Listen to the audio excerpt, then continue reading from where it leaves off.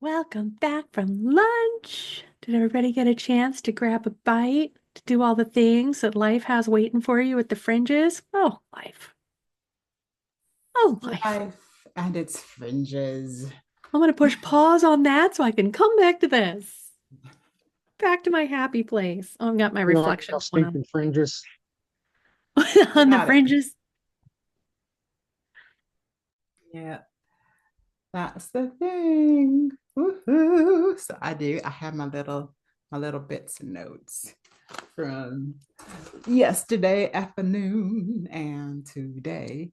So yeah, so I'm so glad to have you joined us. Um, Again, like this is a collaborative effort. Like I can be here preaching to y'all all day about what I already know, or we can do this together and start where you are and apply it to real life. Yeah. Welcome back. Welcome back. So, okay, so the people we haven't reviewed yet was our 1 o'clock yesterday, which was Lisa, right? So, Mhm. yay. So, yeah, we have Lisa and um, the big Artemisia. Artemisia and Dr. Elisa Beth Haransky. Always have to remember to say Issa, Alyssa. Um, so yeah, I just have random notes for everybody. But yeah, you know me, Well, and I Susie. love that you were there and then you edited the interview and still listening to it when you finally just get to sit and be present. There's a whole nother level of understanding, right?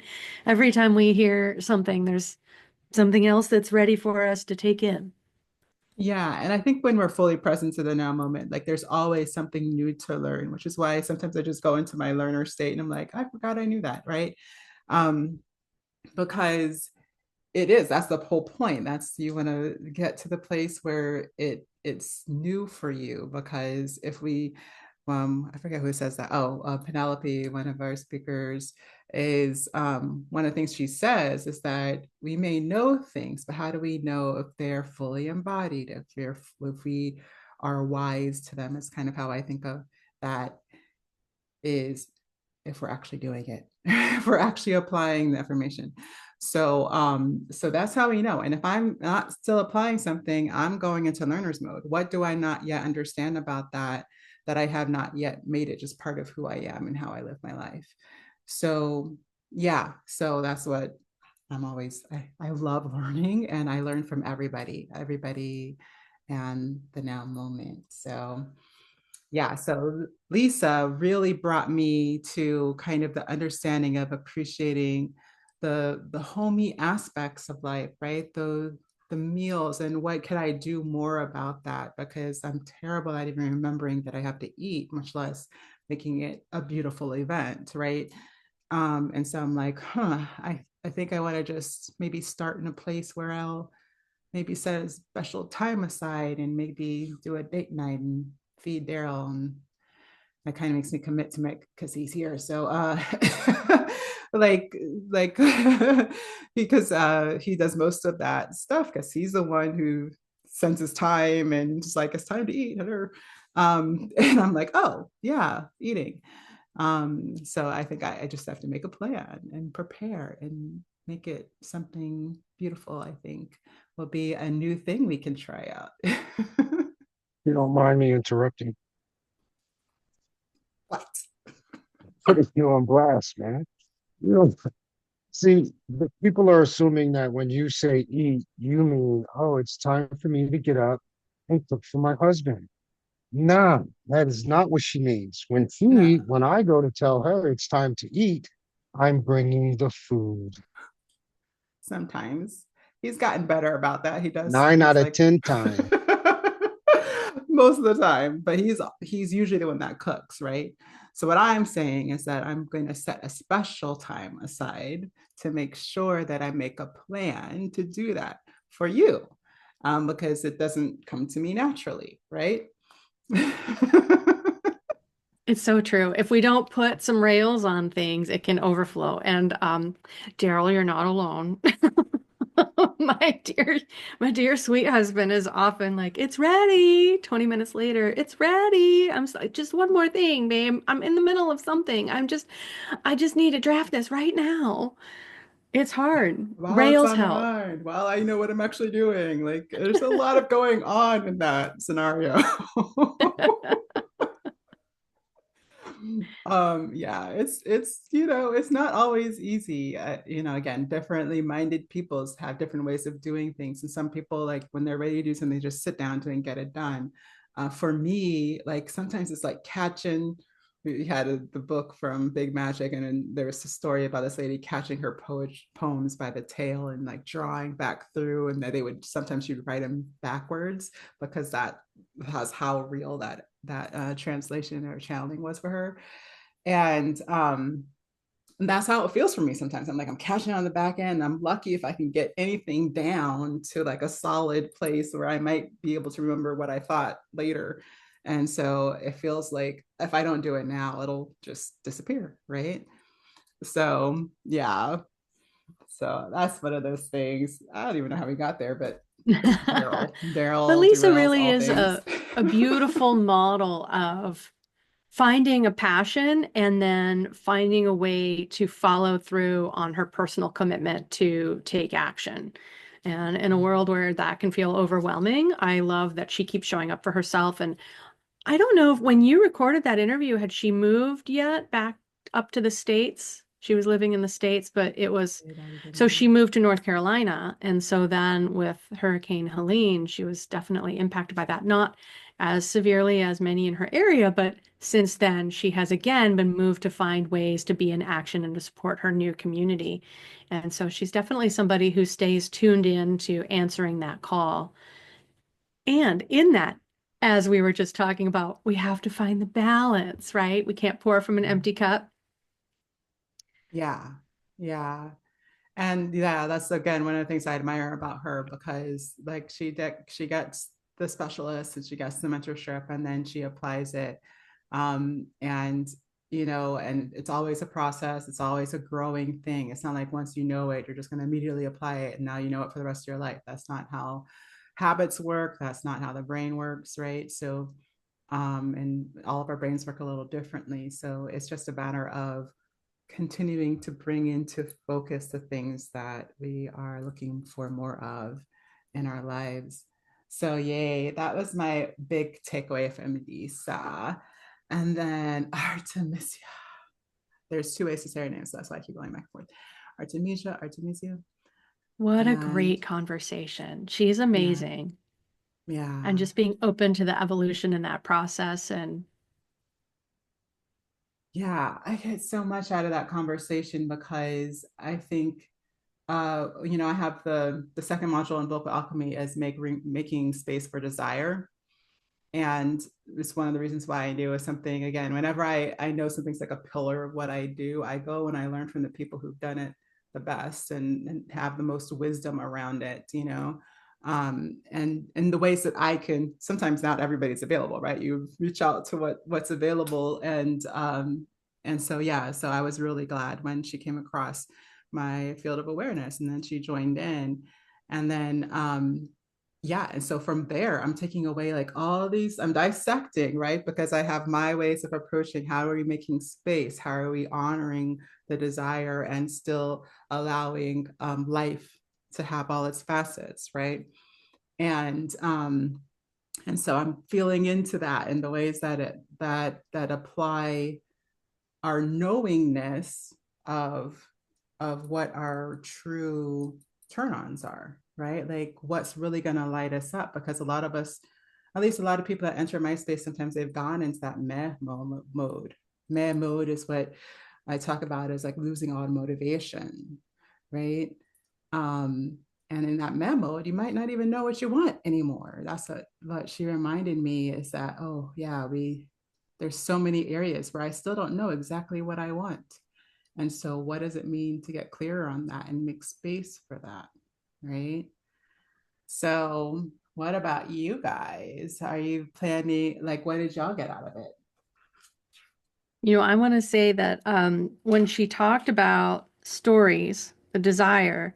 Stories show our ego where it can be vulnerable and be rewarded with connection. That was something that I was like, ooh, writer downer. Save that. Like, how Right. does our ego get in the way and kind of temper and tone down our truer desires and put reins on our dreams, really?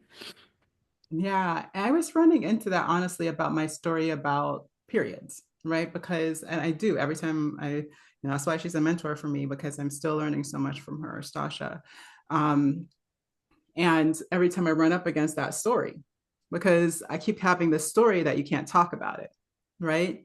And so that was my lens, and that's what I'm bringing, right? And then she's just like, well, yeah, I just talk about it anyways. And then, it's not because you notice that she doesn't have that shadow aspect. She's not like, oh, I'm living the experience of what I'm hearing from society.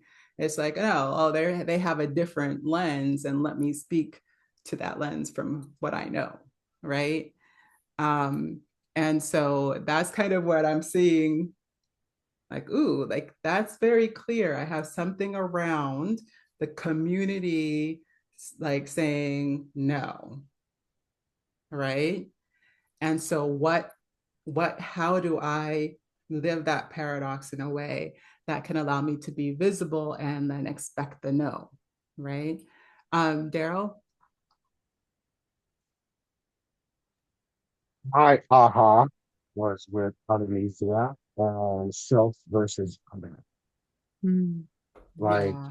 that to me was like really big because you can go a long way in a relationship thinking you're pleasing someone and it's only the idea of pleasing them that's being pleased. I took a lot from that, and I can see how some people couldn't recover from that. That would be hard to recover from. Like that's a shot way below the belt for a lot of people, and I understand how that could really mess you. Right? It could mess you up in all your relationships moving forward. Yeah. Oh, that was another part of that feedback kind of how do we, what do we make that mean, right? Like if we're saying if somebody comes to you and says, oh, you did that completely wrong, you should have done it completely differently. And why didn't you do it the way it should have been done? Right. And like if it's hitting us again, if it's hitting us super hard, like what parts do we feel are true about that? Is it something where we need the public approval to feel like we can be ourselves, right? Or the other. So that ego versus other, like do we need that other's approval to feel like we can be fully ourselves? And like what parts of that do we want to incorporate into who we're going to be in the future? Jenna. Hello. Um, I mean, there was not just one aha moment yesterday. There were several. But it's the interesting thing that happened because I typically know when I attend these things are going to be, you know, illuminated for me, and I'm going to have to sit with them and, process them. And so I don't really schedule anything in my evenings on these days because I'm like, I'm just gonna let them be whatever they're gonna be. So yesterday, my intuition said, we're gonna watch a movie today. And what I ended up watching was The Greatest Showman.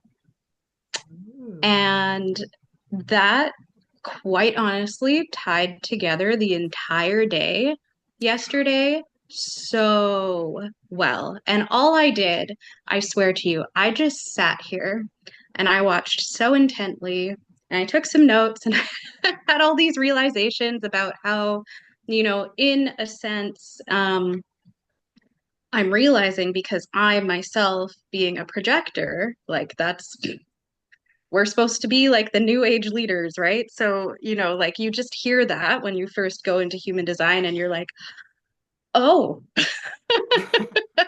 No I've pressure. got No Yeah. pressure, right? And so I'm I'm gonna sitting out here Susie. Susie's a yesterday. projector as well. Oh yeah. So yeah, and so I'm sitting here like, okay, like, I've got my unique gifts and I'm deconditioning, working on all this. And then I'm watching The Greatest Showman and I'm just sitting here crying at like every emotional scene and moment and everything because it just resonated so much. And all I could see the entire time was like this journey in like P.T. Barnum and like how our creative expression shows up and how it's so important to like have that open mind and like ask those curious questions and lean into that, even if the world is saying, this is ridiculous, what are you doing? But he kept to it. But the interesting thing was when the power came along with it, that's when his ego showed up. So, and then he lost everything. So it's like it's about finding the balance, right? But the quote from it I kind of wanted to share today. It was P.T. Barnum's uh, quote at the end, which was, "The noblest art is that of making others happy." Hmm. And that just felt to me like the projector theme in and of itself. Uh, yeah, being Yeah. a creative projector. But yeah, and it really it showed me like so many different aspects of myself and my relationship and like how those paradoxes can come up and where they come up and why I need certain things and like yeah. So anyways, I just wanted to share that's the movie that came to me yesterday. I'm a mental projector. So Wow. No, because that pressure there, yeah, exactly. to figure it out. So, That's you rough. too, Daryl. Okay, I think we gotta talk some more. Well, he's not a Right? projector. He's probably relating to something else. Oh, Um, okay, not a yeah, projector. but maybe like the way you approach it. But yeah, I mean, Yes. I love that movie, and I mean one of it my from the favorite space songs of, is from that movie. I mean it from the space of whatever I am projecting is a mental picture for me at first. Mm-hmm. Oh, I see Everything what you're that saying. comes into me comes in as a picture, I you see. know? Okay.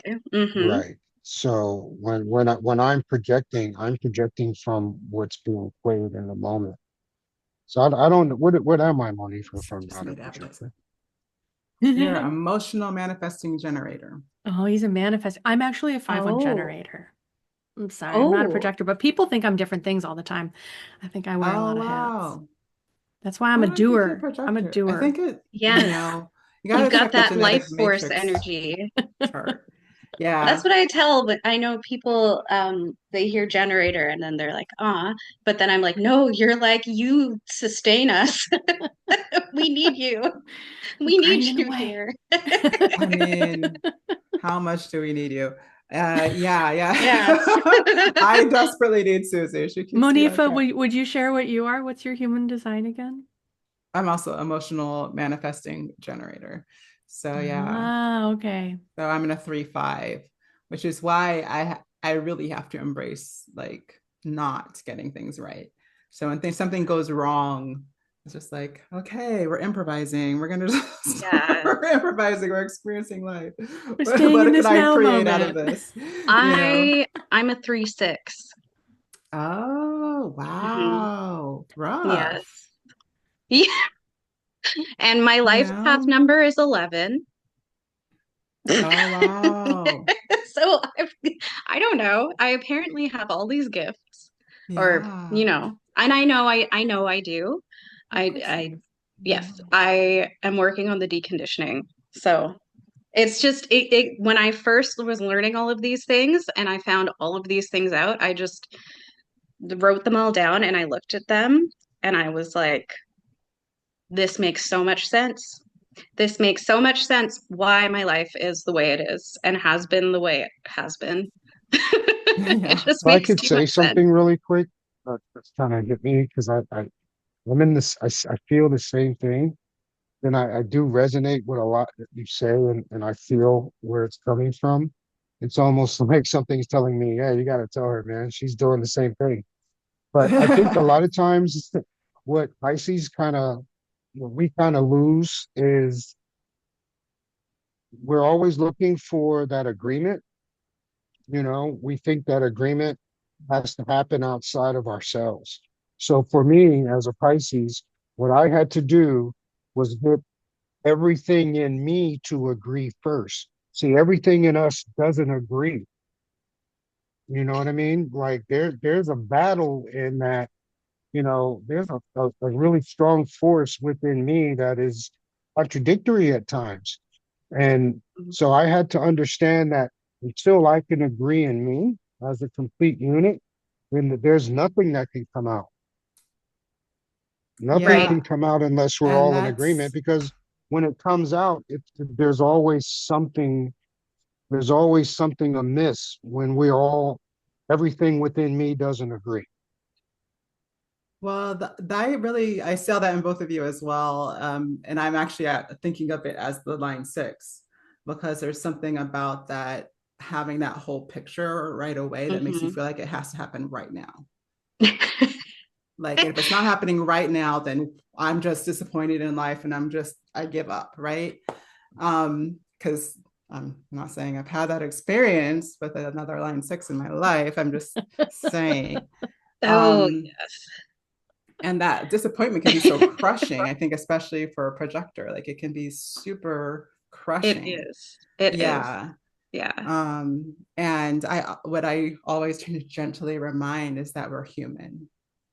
Like we're all Yes. really, really human and deeply flawed. And if we keep expecting perfection from each other, we're going to be sorely disappointed. Yes. Yeah. Well, for me too, like the other thing that really resonated, or that that I only understood when I went into human design and started to look at my chart. This is when it clicked, and I find I have to go back to this constantly and remind myself. Other than like the projector strategy, like the waiting for the invitation, um, but the authority as a mental projector, I have an outer authority.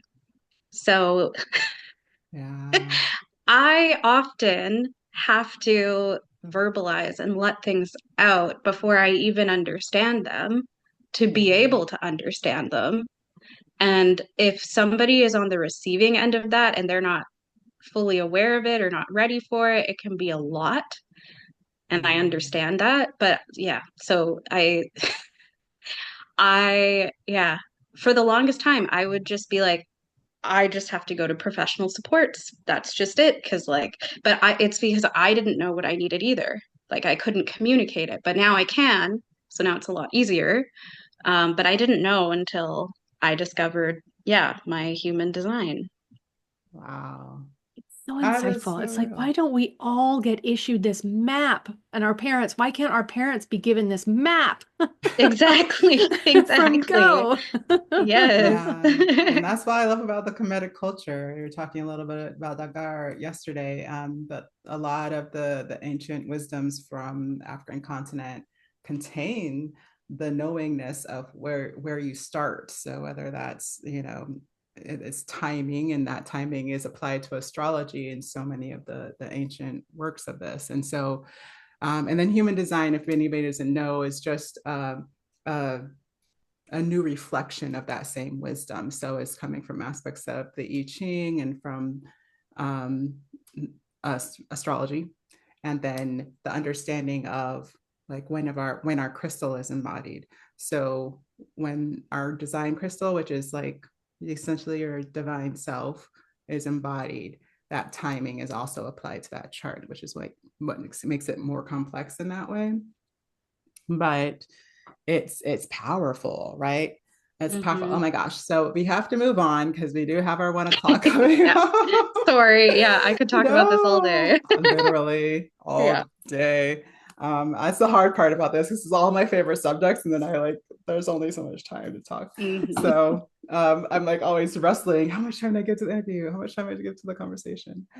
So yeah, let's roll into it. Let's just roll into it since we are running a little late. And again, we didn't do a video yet in this time slot. So I'm gonna find that on my little machine here.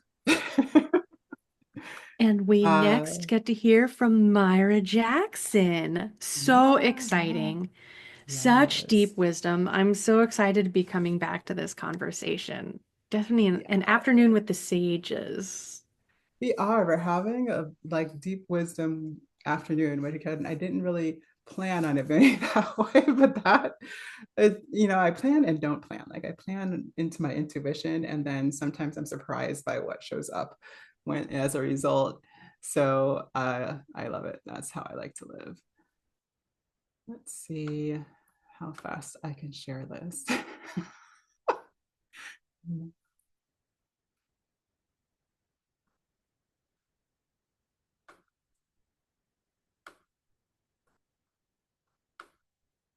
So not fast enough was the answer before I started playing.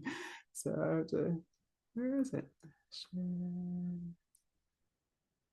Let me stop this and do it again.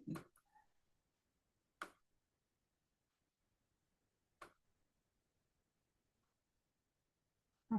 This is why I do this stuff off screen. I'm like, where is my little box? Well, I'm going to take a look at our event page and see what we've got. Don't forget, we've got free gifts from our speakers. Nikki Moran's e-course sounds so interesting. I love curiosity. It's one of my favorite things to play with. Love it. Some really great stuff on there from our morning speakers. So don't forget to collect on those and keep checking back as new things are shared. I got it. My brain just missed it. All right, so here we go.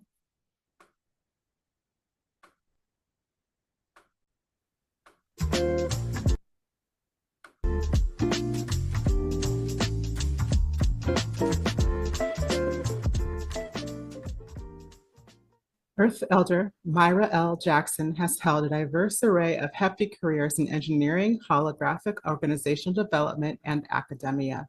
While those experiences might seem divergent from her deep mystical roots, she found that her early training in electrical theory, physics, and music informed her inner and outer life. Today, that training provides useful metaphorical language in discussing the physics of now that points to our intrinsic bond with nature. Today, Myra carries the title of Diplomat of the Biosphere with a primary focus on transforming our societal relationship with nature through public policy approaches that recognize nature's intrinsic rights to exist whole along with her life forms. In listening to the earth, Myra strives to fully realize the aspirational premise of the luminous thread she carries. This is the big missing aspect for a lot of people. And what we're talking about is how humans are an aspect of nature and how it informs us and our actions day to day and our work in the world. So I'd love to start to just reference because I believe most people aren't working from that reference, not in our industrialized society, of how we are nature. Like, how did you remember? I feel like most of us forget. Mm. Well, you know how they say that's a really good question. Yeah. And it really is the question Yeah. because before I was cognitively aware, I realized the things that stood out in my life as touchstones were already a conveyance that was ensuring that I would remember this connection. And so, first, I would have to say that I never lost it and that I had the great fortune of having a grandmother who ignited it in such a lived way, meaning it was grounded. It was who and what she was, and you could see her connection to the earth had information that most people could not provide. I mean, I didn't have another person that's such a reference for being able to read and know herself in a comfortable way in, in nature. And the way that played out was when I was very young, my grandmother came and visited us in San Diego from Michigan. And we were walking around the canyons around our house. And things I saw every day looked very different when I was walking and hearing my grandmother narrate what she was seeing. And it opened my eyes. It took me on a journey that has never ended. And I'll give you an example. We had canyons surrounding us. We were on a hill. And yet, in walking with my grandmother, she said, this whole land was underwater. I said, Grandmother, how do you know that? Here, the ocean's way over there. We can see it. And she said, Dot, which she would call all of us who were the women in the family, Dot, look down. And I looked down, not expecting to see any evidence of this being underwater. And what did I find? She said, just rub your hand on the soil. And there were seashells all over the hill. So this would go on and play out in many ways. She would know when the weather was coming, and she often used her tongue to give information about when we would see rain on a full sunny day. And San Diego, you have 72 degrees of weather, usually day in, day out, although that is changing with climate. And so I just learned so much by the way that she walked in the world. And I was really fortunate later in my life, because by this time I was around 6 years old. And I couldn't wait to have her again, because by that time I figured out what my questions were. But I was reading everything. I knew that these bodies that we had could have access to information that wasn't visible to us. So if you want to know the beginning of feeling connection to nature, it was through being with my grandmother and her lived experience, her narration of what she was seeing as we walked in nature. Beautiful. And that level of true foundation, I would think that would set you up pretty well for having a balanced perspective moving into the world. I'm not sure, but I would love to hear how it informed your next steps in walking into the world. I think this is what threw me into a fascination with not only the earth, but also the sky above. And I became very interested in science, what I could observe, what I could smell, what I could see. And that idea of observation was huge. I became a young astronomer. So not only was I watching our planetary being as a living being, and my body, part of a larger body that is Earth, and Earth, a part of a larger body that's a part of a solar system and a galaxy, but that there were many galaxies. So when I was looking at the macro, something within me was tracking the micro. And I found there was correspondence to the inner world and the outer world.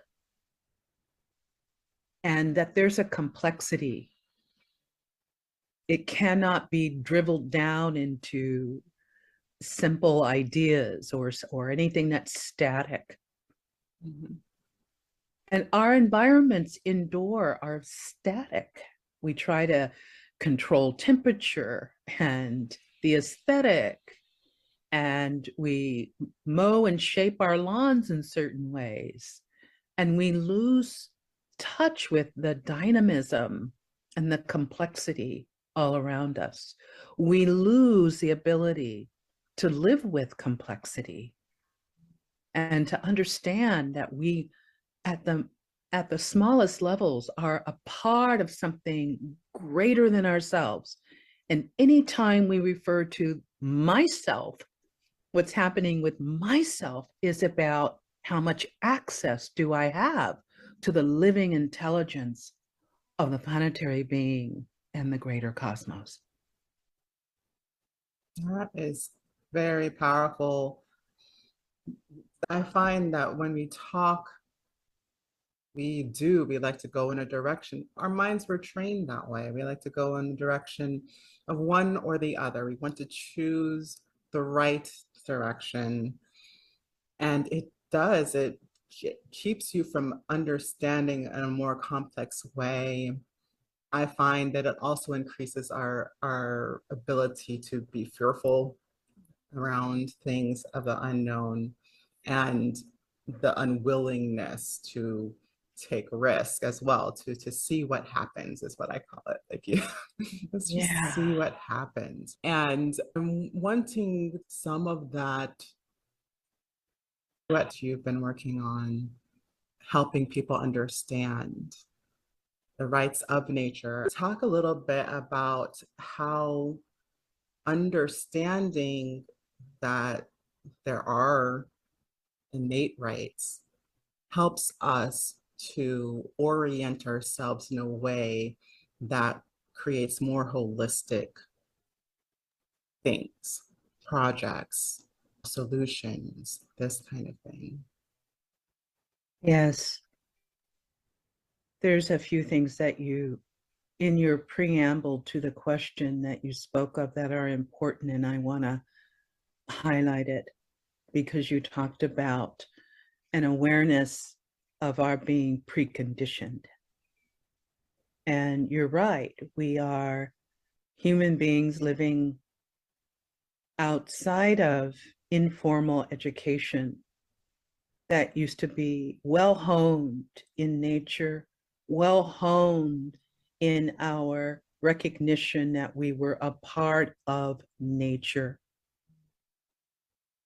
And language itself, which contains ideas of our conditioning, has an absence of words and concepts that describe and depict and honor the sacred bonds between human beings and all other sentient beings, all the other intelligences.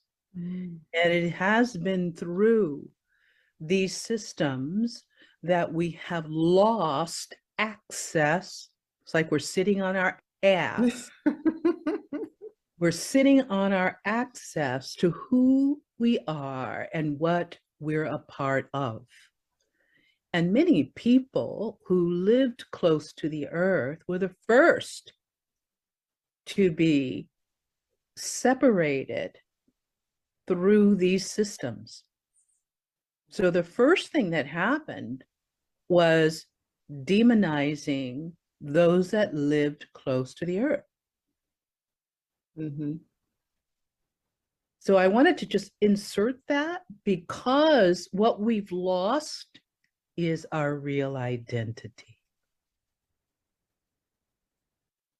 And there are many people who suffered the greatest separation who have today the least amount of comfort with nature. And we will remain lost without a pathway, a clear path to repair.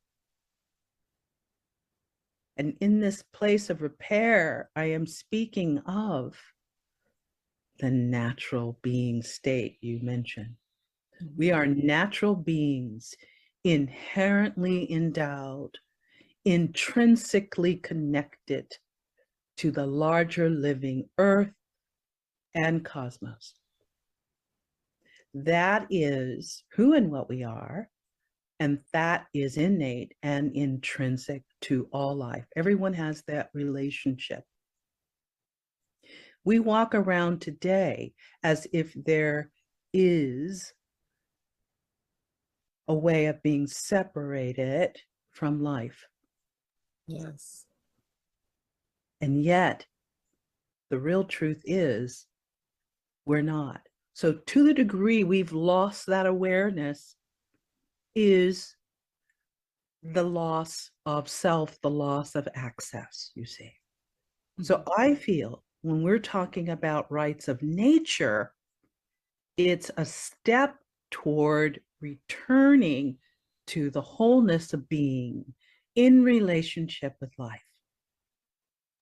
Now, we lost in the English language the sense of the sacred during the 17th century, actually began even before then, as the industrial age began to take shape after a long period of colonization and the rise of industry. What was once the word nature, capitalized, capital in nature, was diminished to lowercase nature,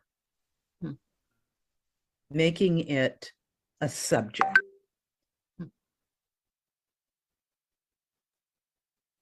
Objectifying it as separate.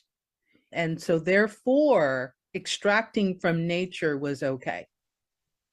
And everything close to nature as separating it as something we could have dominion over and power over.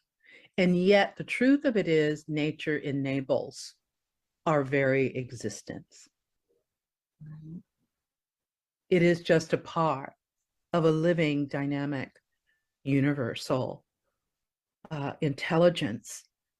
And we're designed to move with creation. We're designed to have access, direct access to the creative intelligence of this living universe. And each one has that moving through in a unique way, as unique as our handprints on our hands, our feet, and the iris of our eyes, as unique as a snowflake. So if we don't have a sense of those bearings, of that true north, that real learning as a little human into being a full, whole human means being in relationship to the natural living world and being able to track what is life generating and life enhancing. So we've lost our senses around that. Absolutely. I feel like that phrase in and of itself, what to track what is life inducing and enhancing, the natural prosperity of a living cycle of nature and being a part of nature is what causes the lack of direction for a lot of people. And so we find our direction in the industrialized success that would name such a thing, right? And then we get lost because it's how can it be fulfilling if the whole of ourselves isn't being met, of our imprints purpose in this iteration. So Yes. go ahead. I mean, you work with voice, Monifa. And it's about also being able to be fully expressed, to be able to notice, recognize the full spectrum of light, which is color and sound. And there's no way, you see, as a story maker, a story carrier, a song carrier, that you would have the same access, the same range, the same volume and fullness and depth of expression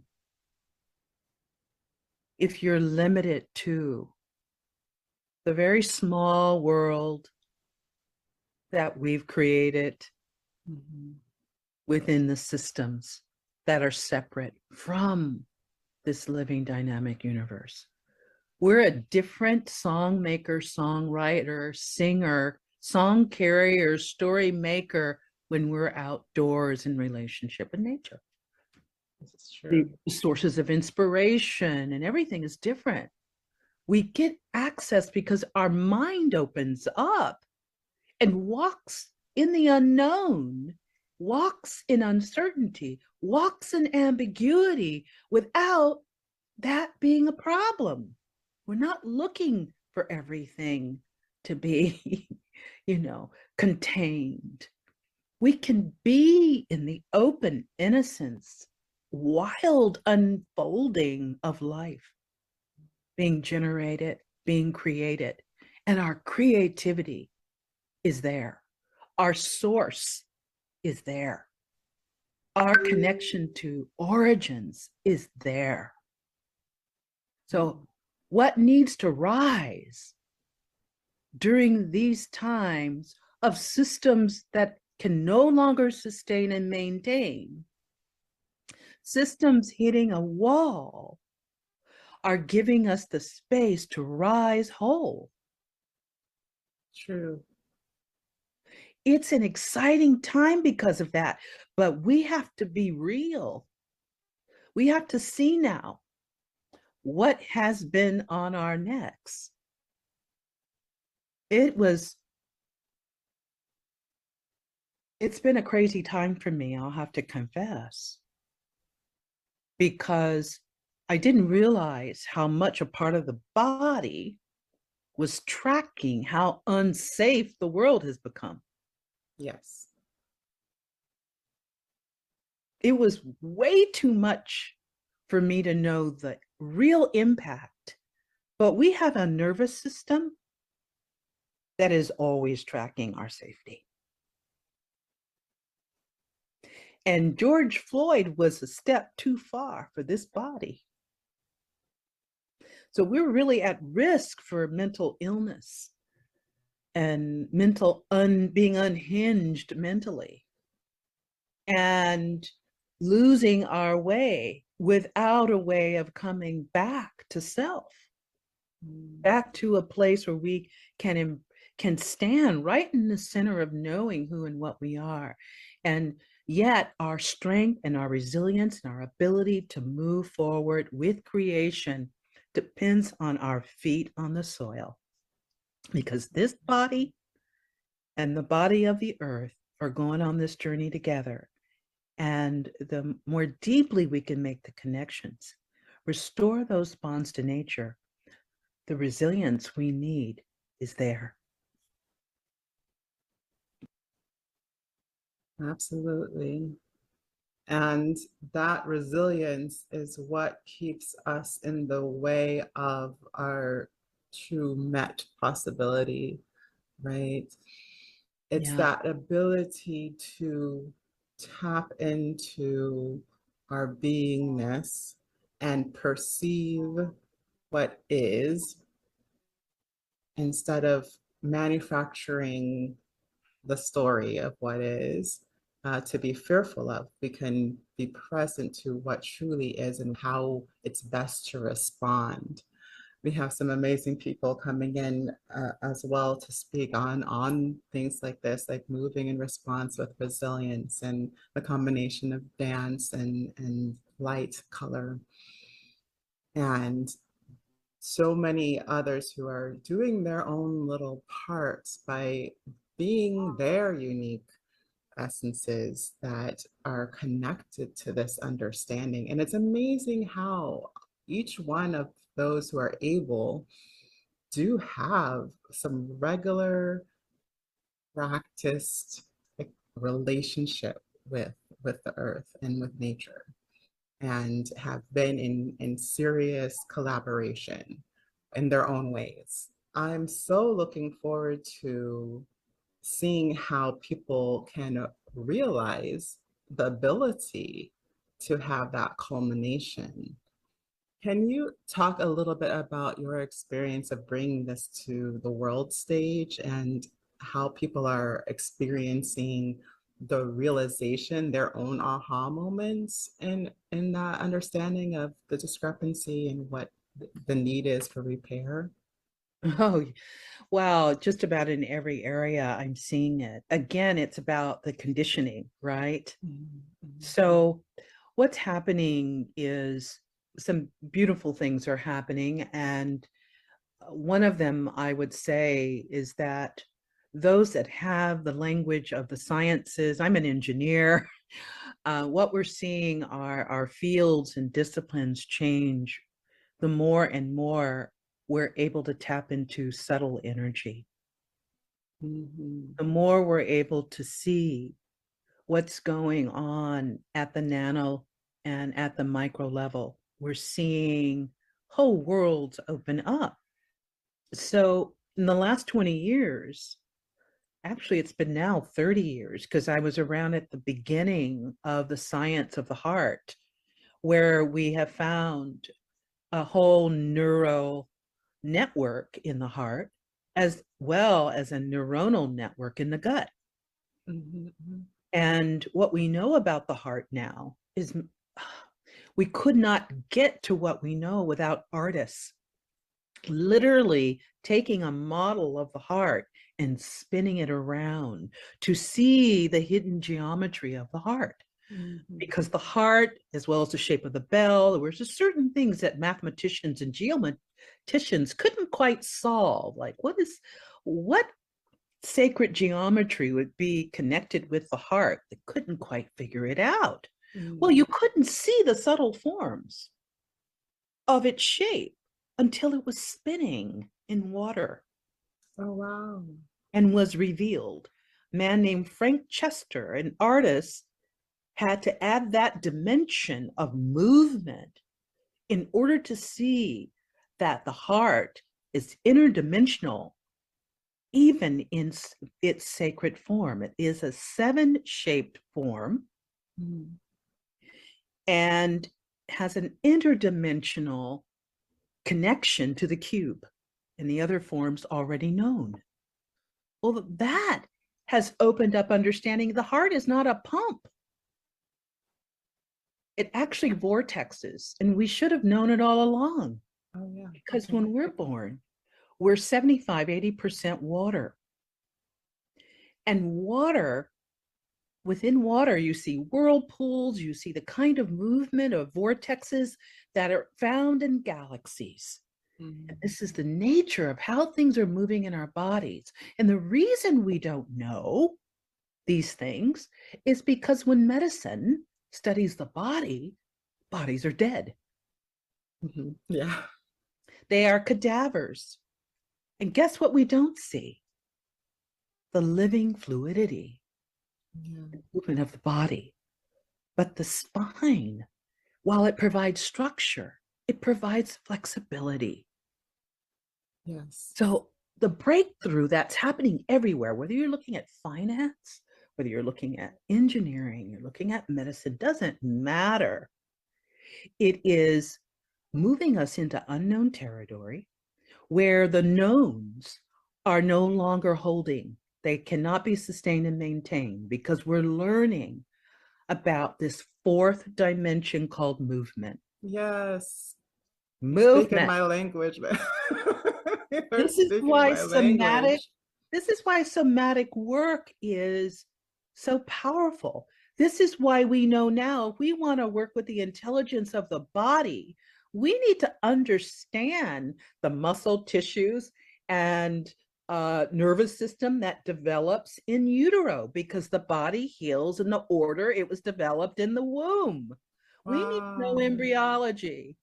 That's all about the unfolding of the fetus, the growing of it. And we need to know the stages of its development and support the body's ability to heal. And just about everything, we have to break it down to the subtle body that gives us form, that is shaping us. So the more we're getting a view into the invisible, we're learning this is where our greatest access is. Not in the seen, but in the unseen. And what's really happening now as we see breakthrough globally, even I can speak about that in policy, but it's in every discipline. They're having to see that they have to work together because they're blind. If they remain as sectors, they will never get a chance to see the mystery that we're a part of.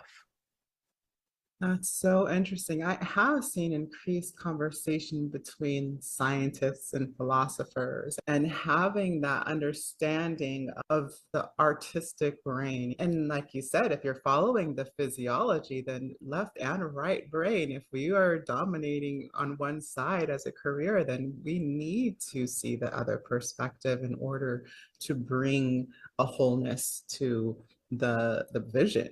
So these cooperations I can see making all of the difference. I feel like that original separation as you were speaking, that even as you spoke as of the nature being uncapitalized, that to me speaks so many volumes of our misunderstanding or our enforced separation of spirituality and science, and this ability to put it under a microscope in order for us to feel as separate instead of a more intimate introduction and having that whole self meeting our other selves. Your area that you work in is really speaks to that masculine feminine that you began to speak to. Even in the womb, there's no gender in the beginning. There's a great fluidity until there is this kind of movement toward one or the other. What we have to have going forward is an understanding of the principles of both, and that if you prefer one over the other or elevate one over the other, you lose direct access to both because they're designed to move together. It's just like I tell people, if you're going to deal with the full spectrum of light, you can't leave black out. Yes. Black luminescence is everything. Black luminescence is where it's all stored, where all the potential is. And if you can't walk with that black light in the dark, in the silence of that deep luminescence, you can experience the rest. The full spectrum of light we see in the rainbow, but we don't see that the white light and the black light is there. I'm saying we have to walk with the full spectrum of light. So what's happening is within us, and we know it's all within our DNA, that large chunks of it is just not expressing. It's unexpressed. Yes. And we've lost a great chunk of what we can have access to by losing our connection to nature. So some of what science and other fields are gaining is not just from other fields and disciplines. It's from traditional people. Yes. Who still have some of the wisdom. Right now in the world body, we rely on, in climate change work, of which I'm a part, rights of nature, the work of scientists that work around the globe. They have been issuing these joint reports on the state of our world. And in 2017, when we did our work on oceans at the UN, we came out of the process saying, we can't just look at evidence-based science alone. There are people ancient people through time who know more than the science cops to today. So out of that, there was an agreement that the science must include traditional people and their view, indigenous people and their knowledge must be looked at. And it's been invaluable for informing and for us being able to see the earth as a living system, to see the systems as her body, to see what her life support mechanisms are, to understand what a safe operating space for the planetary being is, so we can better understand ourselves. So within many of us, we have our grandmothers and our fathers and the wisdom of their experience, waiting to be awakened, unsealed, to blossom again, to be made available. And it's going to happen. The pressure on life will force that kind of condition that will enable those awakenings. And to do that, then we will have to care for our bodies, come into a relationship of caring for ourselves in community with life. So we know that we are that we are interdependent, that our well-being, mentally and physically, emotionally, is very much dependent upon the well-being of the enabling environment for all life. How could it not be? So what Indigenous people know, what every raccoon knows, because the senses are vibrant enough, is they know what real food is, what truly is nourishing. You have a field of GMO corn and a field of corn from seed that hasn't been adulterated. The raccoon goes to the unadulterated seed every single time. It's humans that have lost their senses, lost their mind, and can't tell what's food and what's false. And that will have to change. And the same with water. I don't even want to get into water because it's so dynamic and so relevant for us restoring and repairing. And I feel true reparations is about restoring our relationship so that we can restore and remember who we are and what we're a part of and walk upright, dancing and singing with life. Oh, beautiful. Yes, yes. You know, the aspect of understanding our nature as water, to me, is, again, speaking straight to the heart of me, because that's, you know, well, you don't know. But I had a revelation in, I think it was 2017, around 2017, of reorienting my learning. And this profound woman asked this amazing question: what is your true religion?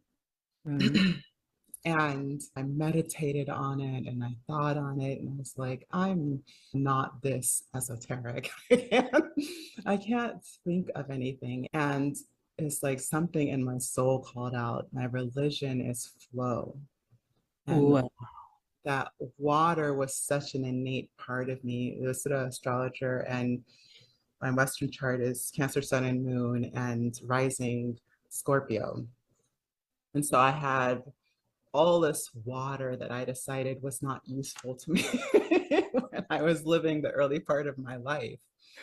So to unlock that understanding was a really profound moment for me, right? To feel my own movement of emotion.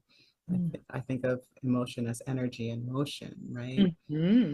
And so it was this kind of unlocking, and it allowed me to see the wholeness of myself, my self-expression, because I was like, why am I so obsessed about so many different things? And the uniting principle was this understanding of flow, of movement being the centralizing aspect that allowed us to perceive and work in efficiency. So when you're talking about movement being that fourth dimension, that so reaffirms all of this experience for me. I'm like, hey, if I cry, I cry, but like it's not necessarily about me right now. Because that's how much your words and bringing these things together is helping me perceive the understanding of that movement, also helping us to understand our own self-expression. That's my work as voice, is to be able to experience our own movement with awareness so that we understand the ways in which we create. And I could go on and on forever, but Beautiful. yeah. Yeah, I've been mentioning the work so much that you're a part of, and that's because part of my full expression in life was through dance and music. Wow. It dominated along with my absolute curiosity and head in books, reading widely. My music, which started at 5 years old with a piano and ended up being classically trained in voice, singing opera through and Elizabethan madrigals of all things. Wow. But yeah, I had an experience of music taking me places, of music causing the body to feel like a vehicle.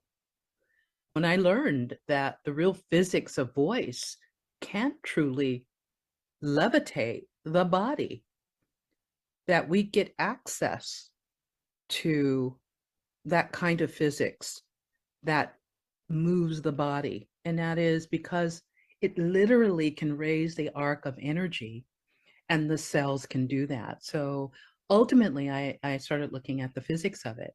And every time that I would design a pole line that's coming out of a power plant, going to a house, I had to pay attention to the dynamic of electrons moving, ensuring that those electrons stayed in sync, because if they separate and lag behind, it could collapse a whole pole line.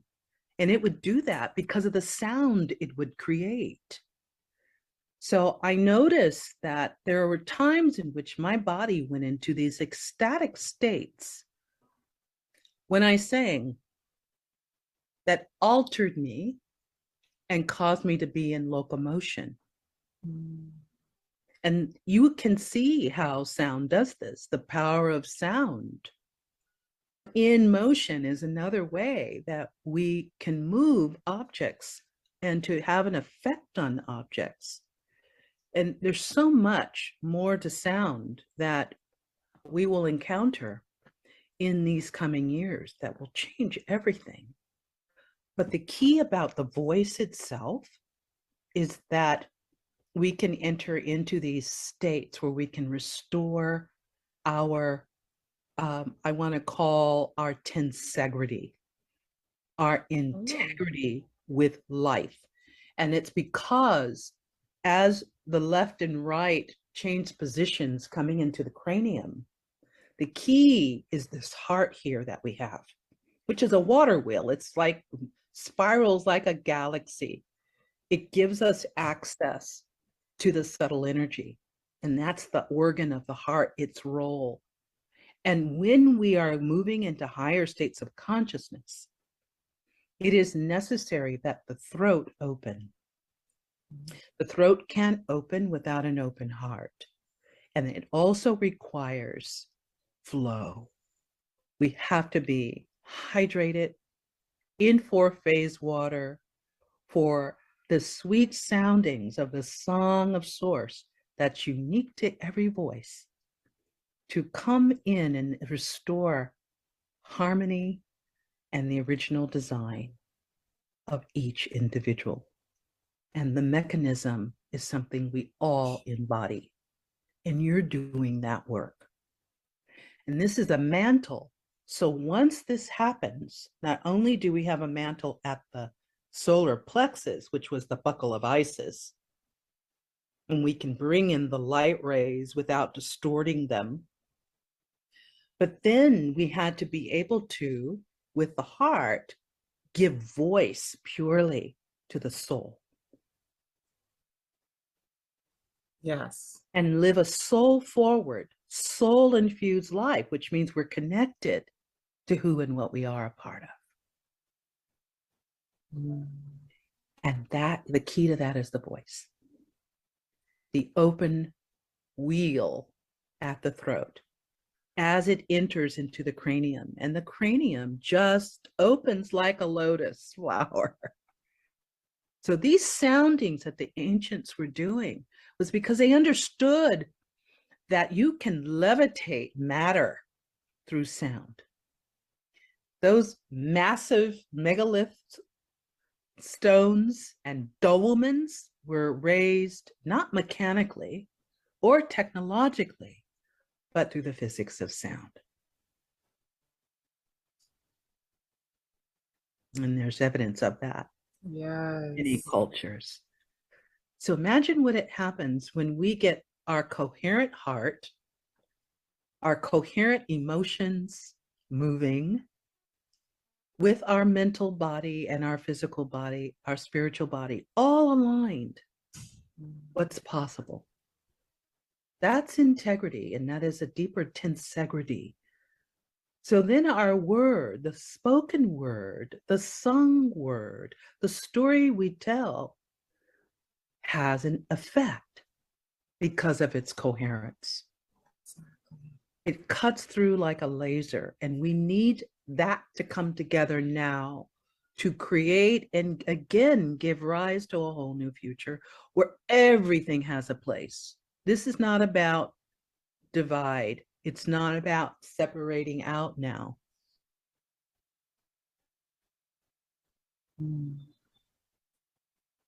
Absolutely. Absolutely.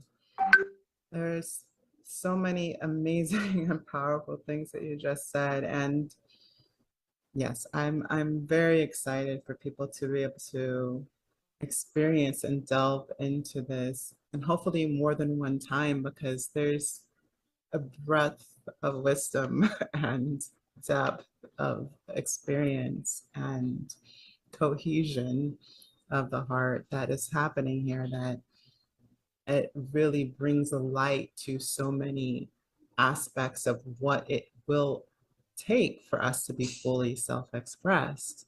And as you can tell, that is where my heart is to bring that into being for more of us that have a heart for others and the planet.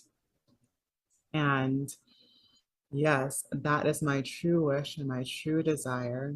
I can't thank you enough, because I don't believe anybody could bring the level of awareness that you have brought into this space. I mean, I can't imagine it anyway. So I appreciate you 1,000 times over for sharing with us today and being with me. Thank you so, so much. It was so easy to say yes to you because of the work you're doing. And what I see is yet to come from the work that you're doing. So thank you for the invitation. Thank you so much. All right, you guys, I will see you on the next interview.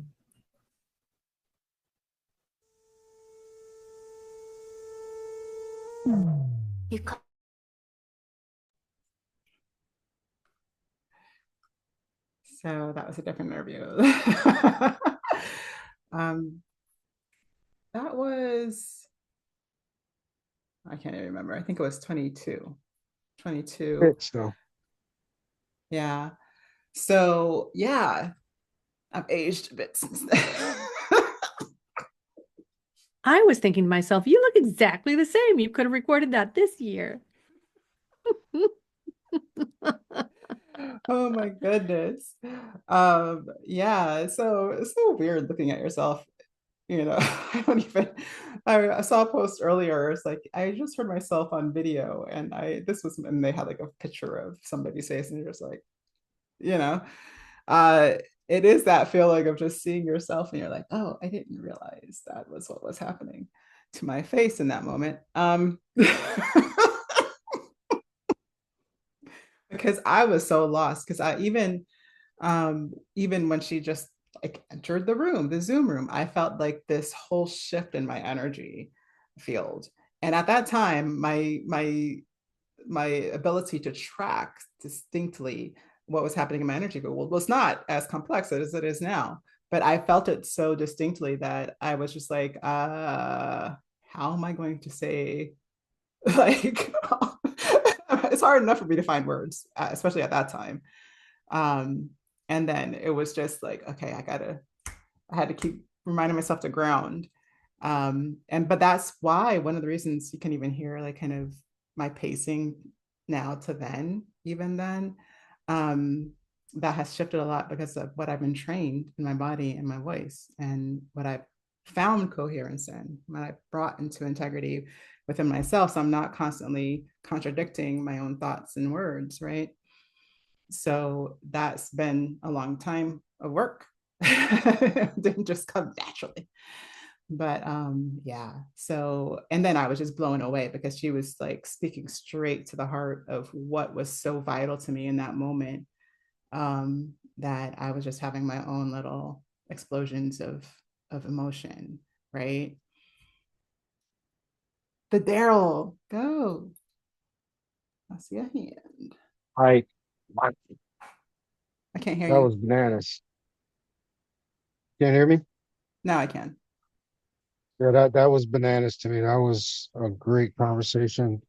My major takes from that conversation was when she was talking about darkness and everything and being the progenitor of light. I mean, that's like that's been like my last year, this exploration into my own darkness and trying to find words to describe darkness has been like a quest, and from that quest, it's like, okay, where does this all lead? Where does finding out darkness, where does it lead?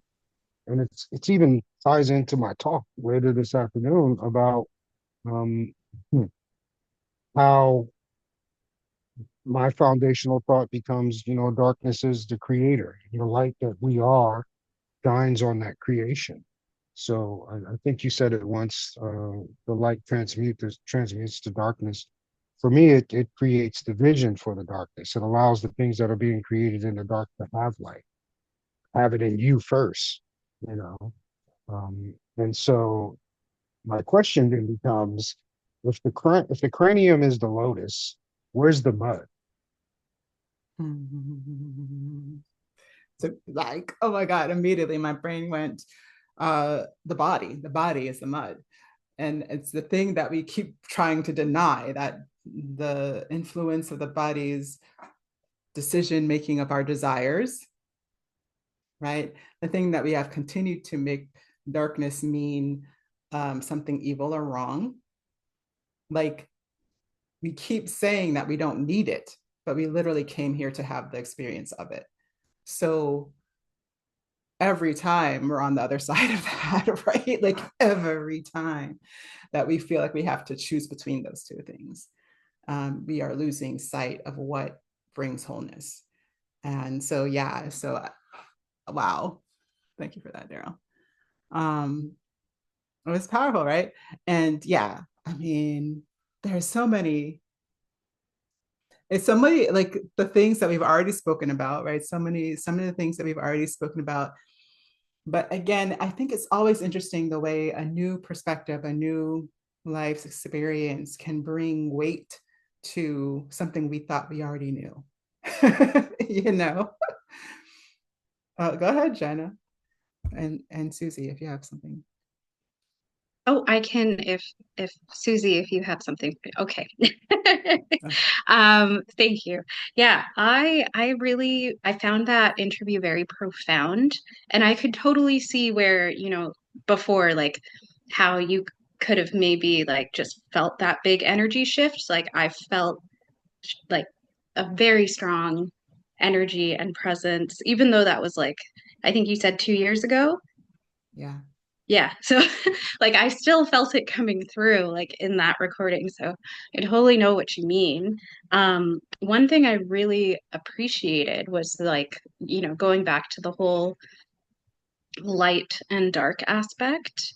Um, because so in some of my teachings I've talked about the dark triad of personality versus the light triad of personality and things like that, and how people who do feel that self-love and that just in general love and compassion and move forward in life that way, they tend to work towards the light triad and have those traits. And the dark triad tends to come up when we haven't gone in and searched our truth and our trauma and past experiences and things like that. With that being said, we still need both. And I think she did a really good job explaining that.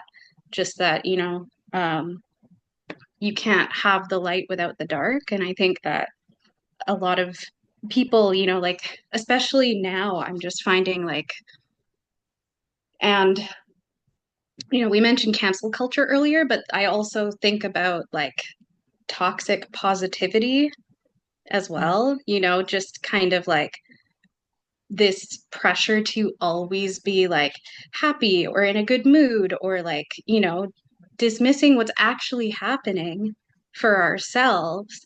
And sometimes the dark triad has to come in to say, I got all this stuff and you need to pay attention to me. And if you don't, then you're not getting to that light anytime soon. You can't experience the rainbow. So yeah, I just wanted to add that. That's kind of what yeah, exactly. And explaining that relationship or darkness with the earth. Yeah, I like that too. She's just amazing. And yeah, I I absolutely love getting out into nature and I need to do it more. But yeah, I really appreciated that talk. So thank you for sharing that with us. Yes, it's a great reminder for me too, because I have not done enough of that this year. Um, so yeah, absolutely. Susie, did you have something? Oh gosh. And like I said beforehand, I mean, I could get something completely different if I sat down and listened to it again right now, right? But she just has this extraordinary presence, and talking about the tensegrity really landed with me this time, and that deep level of integrity, the coherence of heart and the way she describes things. So I love to geek out on science, especially now that science is finding ways to validate ancient wisdoms, right? And she said, Mhm. without the vision of an artist, we could never have made a successful model of the heart. As she was exploring that, the true potential and expression of it. But just to think about the depth of bringing into coherence the heart, emotions, mental, physical, and spiritual bodies, right? And aiming for that as we're aiming to get back into resonance with nature. I think that we can find that inspiration and model when we find nature that has been unaltered. And so, yeah, likewise, if Jenna, you're in Canada, like Jen is, I know there's a long cold season that you Yes. have to contend with there. And We're actually in the same city. Oh So, wow. oh, so you yeah. get to go to Okay. her sound events Now I remember I her too. talking do. I about do you. go to them sometimes. Yes. So fun. And I'm a sound practitioner. I'm a sound bath facilitator as well. So Oh, I that's awesome. I think that that's truly our next level of potential. And there's a wonderful new book that now I'm forgetting. It just went right out of my head, the name, but The Power of Our Own Voice to Heal Our Bodies is extraordinary.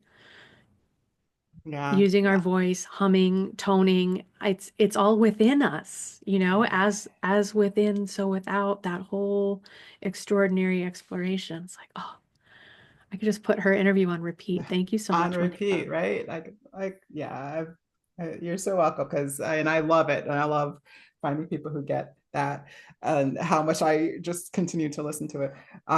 Because every time I hear something more and it's even just always gives me the chills. um, so yeah, I'm glad y'all felt that because yeah, you can tell like the coherence was there. It was there. And it does like even her silences are potent. So, and that's what I want for my visionaries and my speakers too. So that's all a part of it. She also talked about four-phase water. I don't know if you heard her say that, but I have yet to research it. And I think there's something there. Um, so yeah. So yeah, anyways, you gotta close the room because we gotta we gotta go to two. So Denise Mino. I also wanted to mention that we have one of my artists that I've brought on in the past, Virgil Ortiz. He's actually going to wrap up the event on Sunday because the wisdom that is in action there is real, and you can kind of see in him the truth of what she was saying about us needing to have a tap into that truth of the indigenous cultures and wisdom. So we need to move on. We got to move on. Ugh. All right, so we're gonna close. We're gonna close this one and open the next. Again, this is just best for the recording. Sorry, we have to keep bouncing y'all around, but Yeah, I'll see you on the other side.